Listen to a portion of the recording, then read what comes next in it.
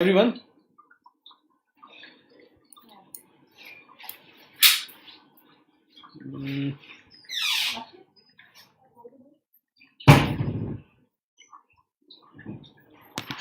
Okay. Hi everyone.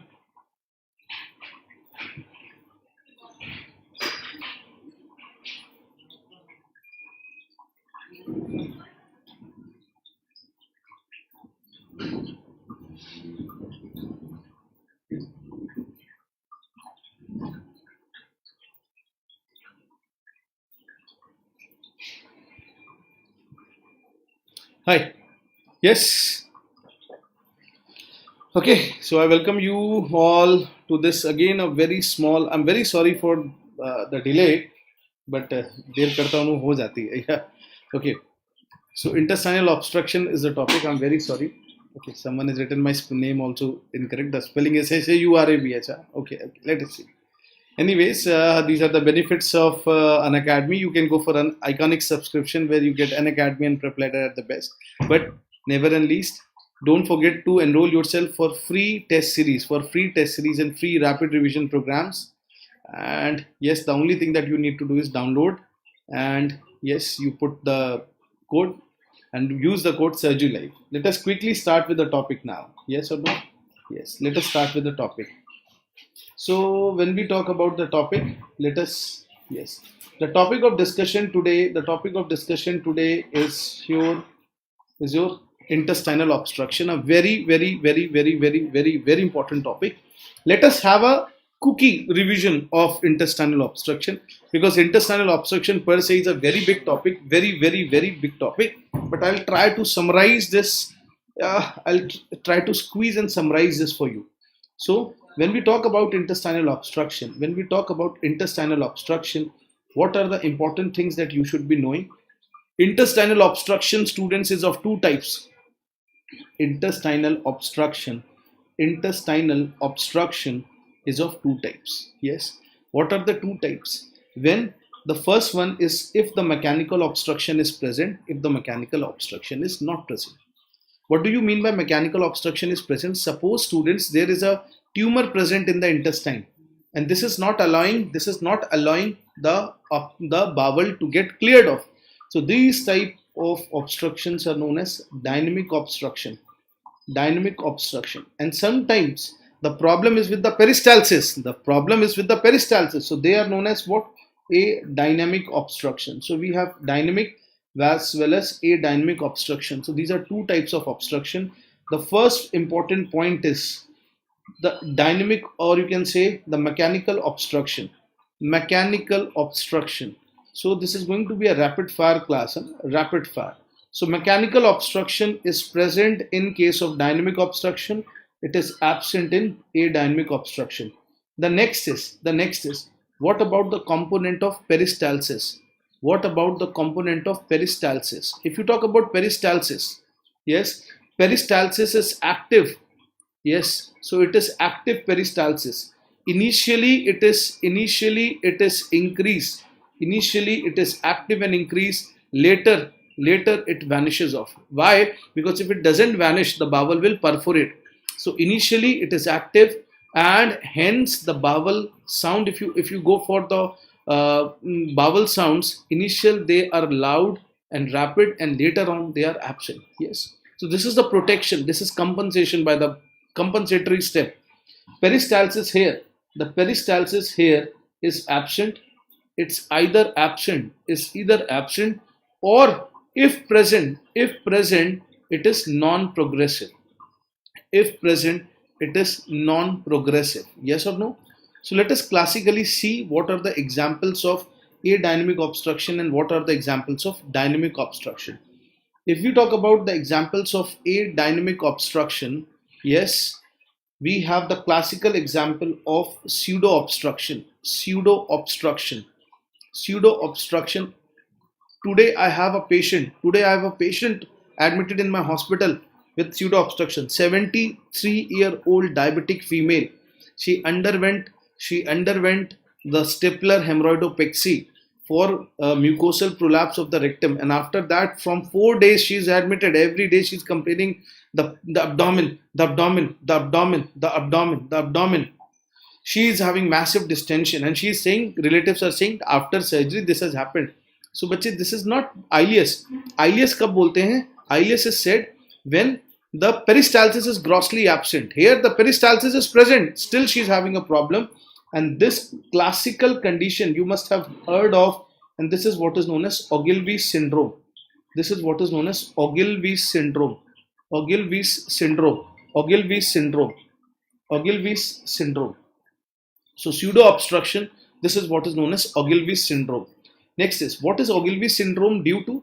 Ogilvie's syndrome is due to defective, yes, pelvic nerve plexus. Pelvic nerve plexus. So the problem is the peristalsis up to the transverse colon. Up to the transverse colon is mediated by what? Yes, up to the transverse colon, splenic flexure. This is by vagus. So up to vagus it is absolutely fine. But after the splenic flexure of colon, this is mediated with the help of what? Pelvic plexus. This is mediated with the help of pelvic plexus. And therefore, since this is defunctive, yes, what is going to happen? There is going to be massive abdominal distension, but that has to be what? Proximal to the site of what? Denervation. And that is what is the problem. She is having a huge abdomen with ballooning, and she said, Dr. Mardia, Dr. Mardia, Dr. Mardia. So this happens. Now we have managed her conservatively, corrected the problems, and luckily she's going back to home today. So pseudo obstruction, this is what is the game of pseudo obstruction. Then paralytic ileus. Paralytic ileus. Then we have paralytic ileus. Paralytic ileus, if you talk about, this is also a very interesting scenario. What happened? This is stress induced aperistalsis. Stress induced aperistalsis. Stress induced aperistalsis. Now what is the concept of stress induced aperistalsis? What could be the causes of this stress? What could be the causes? The most common cause is surgery. Again, electrolyte imbalance. Electrolyte imbalance. And in electrolyte imbalance, the most important is potassium. Yes, potassium. Again, students, very good. What else? Diabetes. Yes, what else? So electrolyte imbalance, diabetes, post-surgery, sepsis. Yes, with the age also. Inflammation, chronic inflammation, etc. Yes or no? Chronic inflammation, trauma, etc. Yes or no? Yes, try to understand 2-3 important things here. 2-3 important things. Yes, let us see this thing. Just give me a minute. Sir se baat. Okay, let us see. Now, when we talk about paralytic ileus, these are the things. What is the basic concept? What is the basic concept of paralytic ileus? What is the basic concept? Whenever there is stress, there is central increase. There is increased central sympathetic stimulation.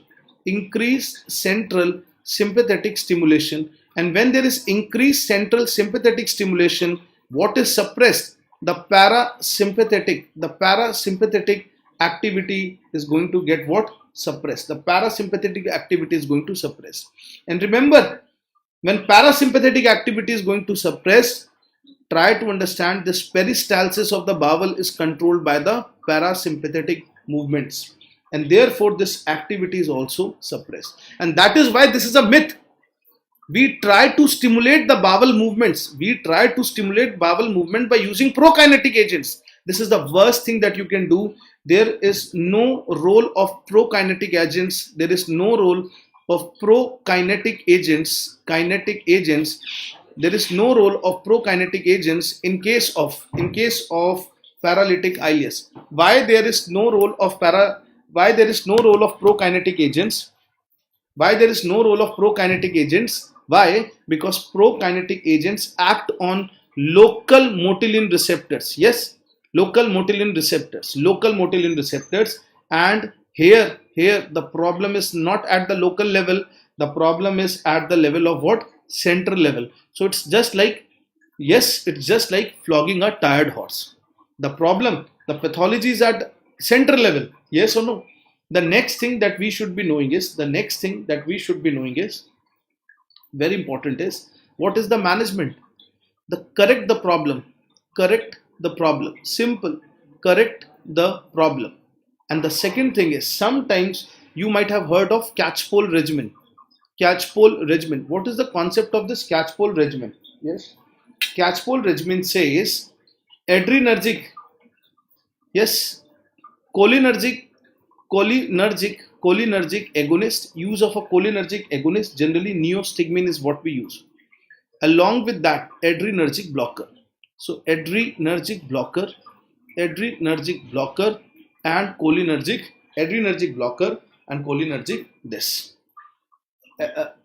cholinergic agonist. Let us move forward.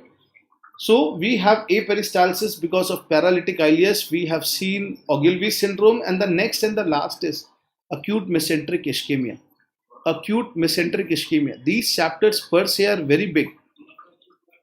Acute mesenteric ischemia. Can you tell me one very important agent? Yes, one very important problem with neostigmine, IV neostigmine.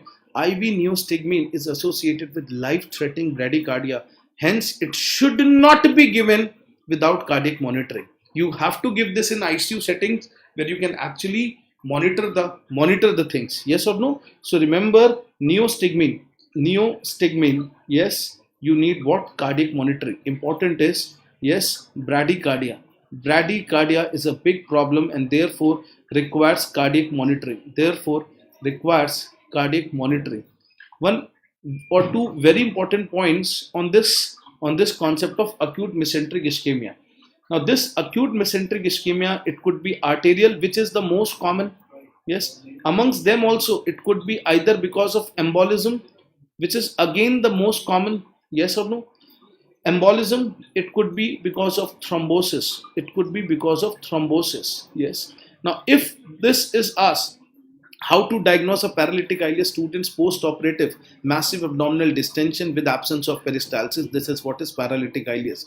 How do you identify Ogilvie's post-operative? The patient was okay, all of a sudden, irrespective of the surgery, yes, the patient develops massive abdominal distension, and this is habitual now. So the patient which I admitted, I gave her prokinetic agents. Why? Because she has given me the history that previously also at home she used to develop the same thing.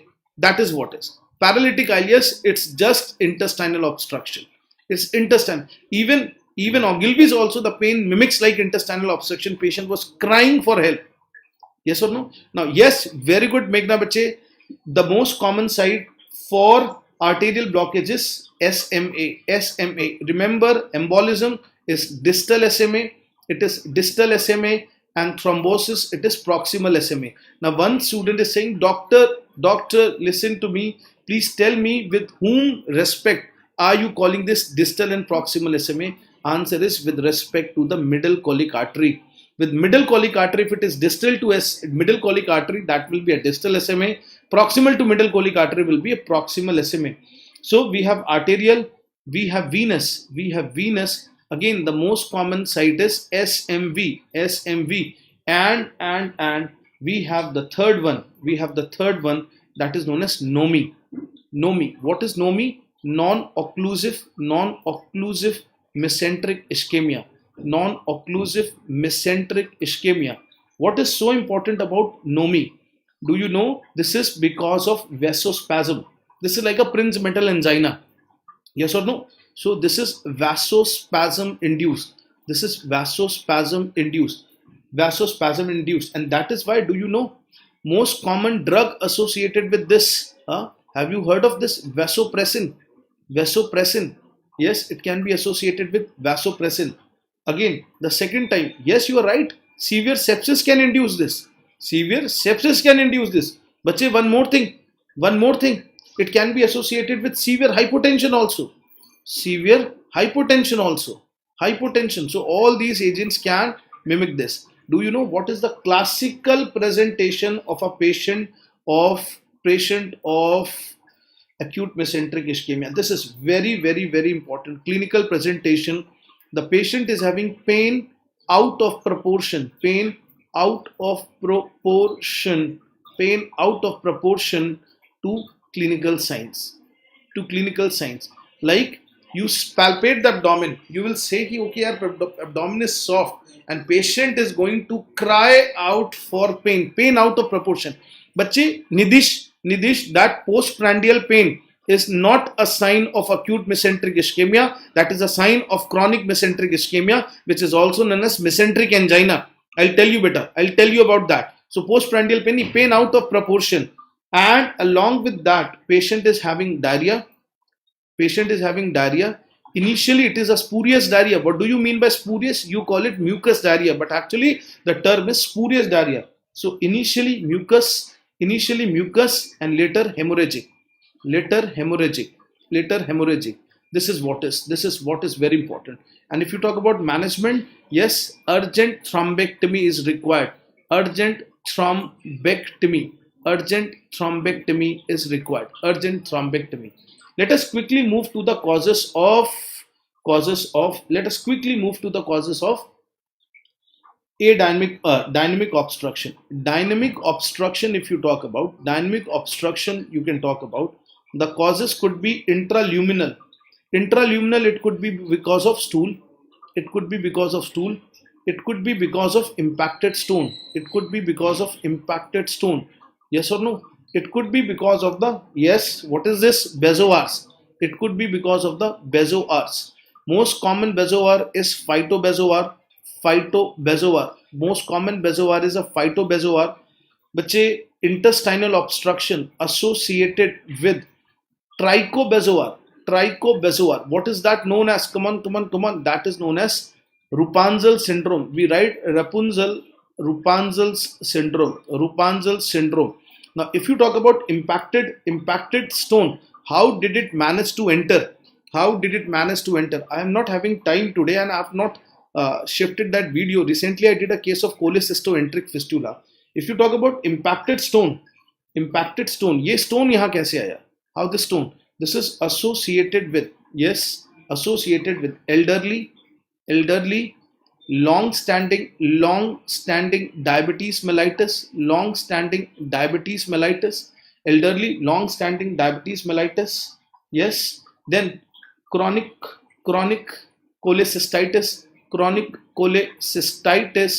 due to stones, yes, with gallstones. And do you know this is the reason behind? Try to understand. This is the gallbladder. Yes. And you know, I know, everyone knows this is the duodenum. So let us open the gallbladder here. This is the cystic duct. Now, because of recurrent infections and inflammation, okay. Now, because of this recurrent infection and inflammation, this is the stone, and the stone is rubbing the wall of what? The wall of the gallbladder. Yes, it is rubbing the gallbladder wall. So what happens? It develops the thickening. Of the wall. And because of the thickening of the wall, there is adhesion with the nearby organ. And now what will happen, students? It will keep on rubbing, recurrent, long standing. So what will happen now? There will be erosion. There will be a time will come when there will be erosion of the tract, and the stone enters here. And do you know this causes obstruction? So what is this? This is intestinal obstruction.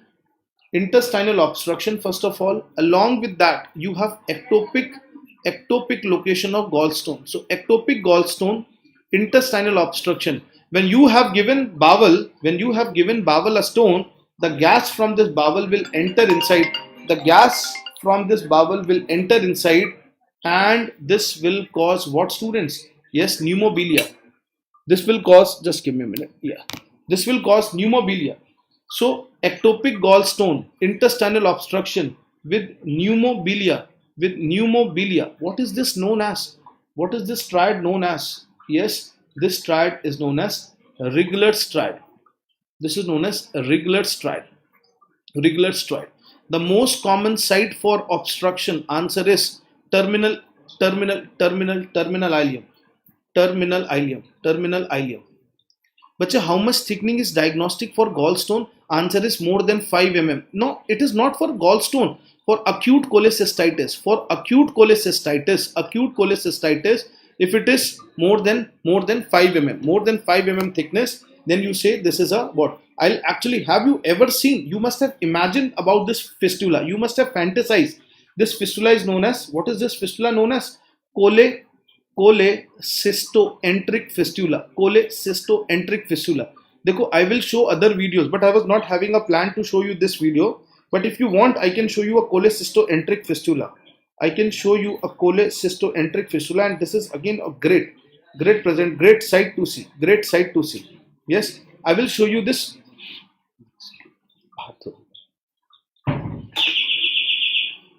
This is a This is a cholecystoenteric fistula. I'll just show you better. I'll just show you. Just give me a second. Just give me a second. Okay. Try to see this video. I'll show this video if possible. I'll just try to see this video. Can you see the gallbladder? The gallbladder is totally attached with the bowel. Recently I did this case. This is the bowel where the tip of the suction is. Can you see the fusion? Can you students see that the gallbladder is actually fused with the bowel? Yes, this is gallbladder which I am holding. This is the gallbladder which I am holding, and this is the bowel. Yes, there is no gap between them. There is no gap. Try to see this. Again I will do a suction, and again I will show you. It is looking like it's a cancer.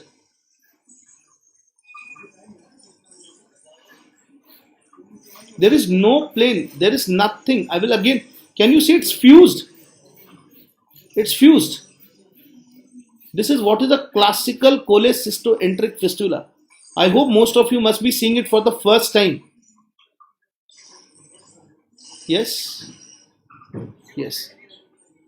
I'm very sorry for the poor presentation. But actually, वो क्या होता है ना, वो I don't have. It's always a hit and run game, है ना? So I'm not prepared for कि क्या दिखाऊंगा क्या नहीं. And every time I feel like, let me show my kids this. इसको भी दिखा देते हैं, इसको भी दिखा देते हैं. So what is the classical management? What is the classical management? Classical management is laparotomy. Laparotomy, yes, laparotomy plus removal of stone. Removal of stone. Removal of stone. Yes, removal of stone. Remember, cholecystectomy is done later. Cholecystectomy is done later. Cholecystectomy is done later. Let us see 2-3 more important things about this. Now, obstruction can be intramural also. Intramural. It can be intramural because of what? Cancers, because of the strictures. Yes, cholecystectomy is always done in a second setting. जो अभी तक नहीं कराई, अभी क्या करोगे? Because dismantling of fistula is a big task. Yes, dismantling of fistula is a big task. Next is.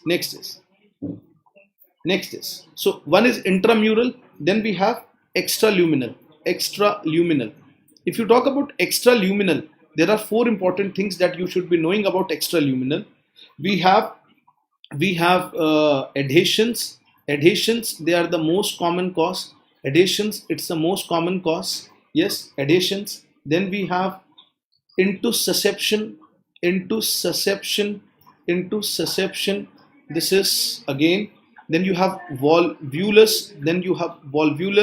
And then you have hernias. This is a very big task, very big chapter also. Let us talk about something about adhesions. So I'll not teach everything. Let us just discuss few important things and let us complete it off. Yes.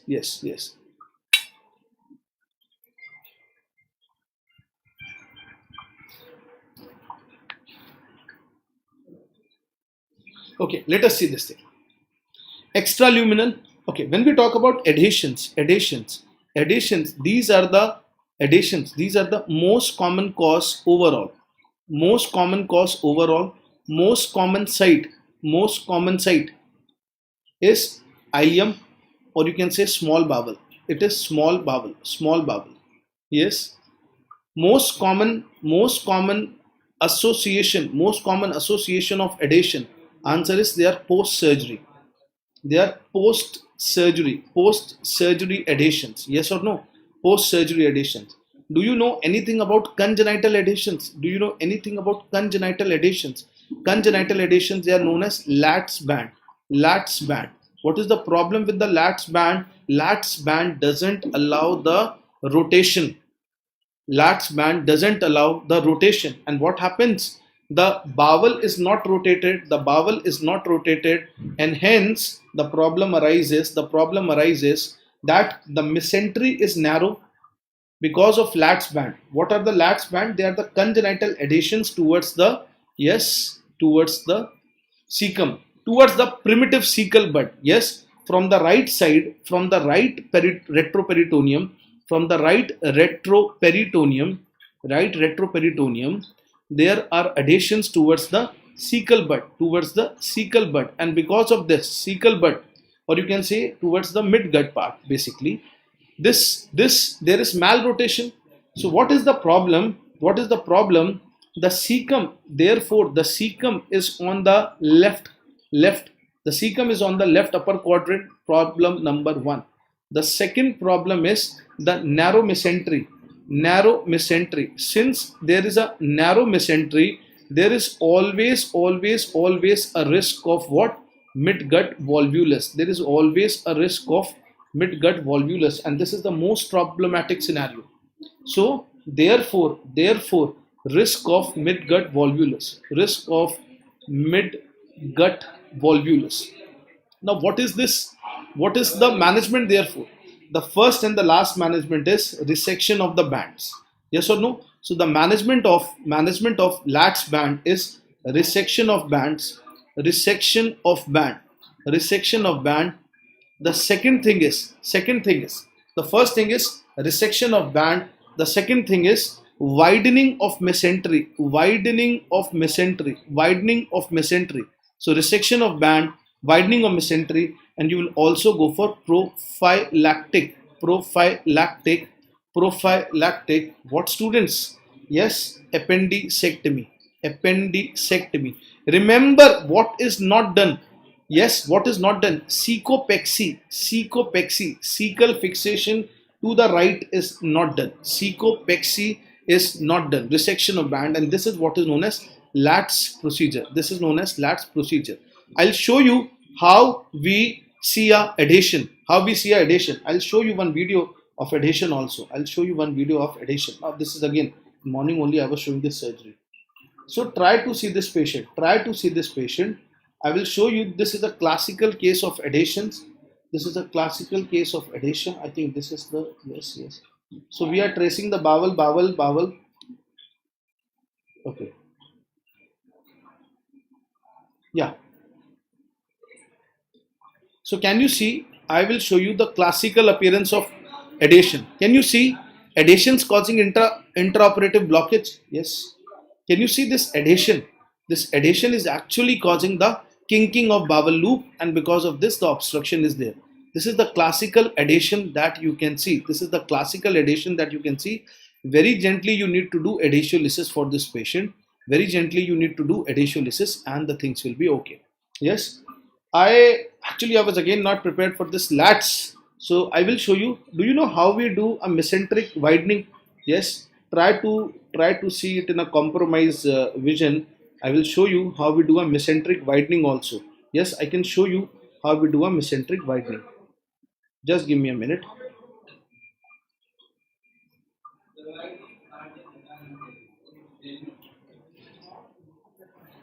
Okay. Try to see this video. Recently, I had done an excision of what? Intracutaneous fistula. If you see, can you see this patient? I have excised. Now you will see that the bowel is adhered. Can you see? Bowel is adhered. So, bowel is adhered. Oh.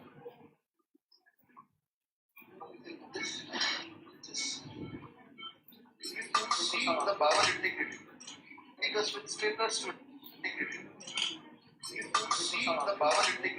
Just give me a second. Dissection. have one loop. Just see. Now we need to dismantle this. We need to see whether so I will show you how we do a mesenteric widening. This is how the congenital adhesions are there. This is how the congenital adhesions and bowel can topple over itself. So I am doing a cold dissection for this patient. Try to understand, students. Can you see I am doing the mesenteric cold excision? I am removing all those adhesions gently, and can you see that yellow fat popping up in front of you? You will see that very soon the mesentery will be widened. This is how the mesentery is widened. Can you see that bowel was initially, yes, closed. I am doing the mesenteric widening for this patient. Can you see now the mesentery has been widened? Wide opening of the mesentery. I am doing just the resection of the band.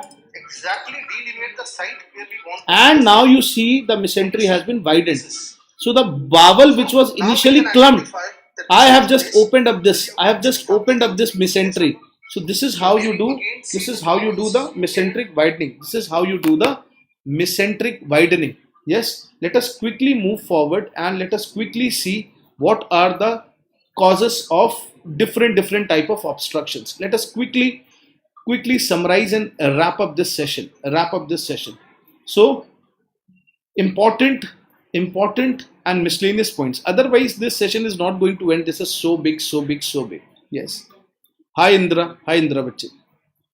Most common cause of intestinal obstruction. Yes. Overall. Rapid fire. Come on, tell me. Most common cause overall. What is the answer? Answer is adhesions. Yes. Most common cause in adults. Again the answer is adhesions.